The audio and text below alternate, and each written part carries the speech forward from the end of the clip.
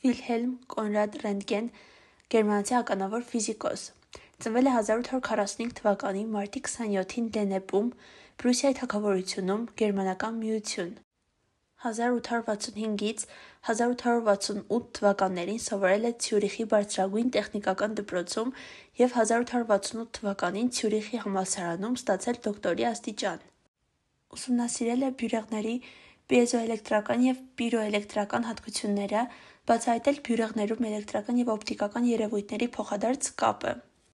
Մագնիսականության բնագավառում ռենտգենի կատարած հետազոտությունները հիմք են ծառայել Լորենցի էլեկտրոնային տեսության համար։ 1895 թվականին հայտնաբերել է նոր տեսակի ճառագայթում, որը նա անվանել է X ճառագայթներ և ստեղծել առաջին ռենտգենյան խողովակները։ 1895-ից 1897 թվականներին հրատարակած 3 աշխատանքներում տվել է նոր ճառագայթման որոշ հատկությունների սպառիչ վերլուծությունը։ Ռենտգենյան ճառագայթման հայտնագործումը կարևոր նշանակություն է ունեցել ատոմի և նյութի կառուցվածքի ուսումնասիրման համար։ Այն լայնորեն կիրառվում է բժշկության մեջ, գիտության և տեխնիկայի զանազան բնագավառներում։ Ֆիզիկայի գծով առաջին Նոբելյան մրցանակը շնորհվել է Ռենտգենին 1901 թվականին։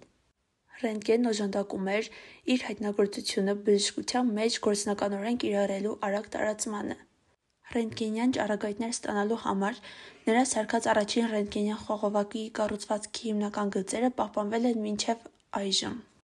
Ռենտգենի անունով է կոչվում ռենտգենը, աստերոիդը, ռենտգենիում արհեստականորեն ստացած ռադիոակտիվ քիմիական տարրը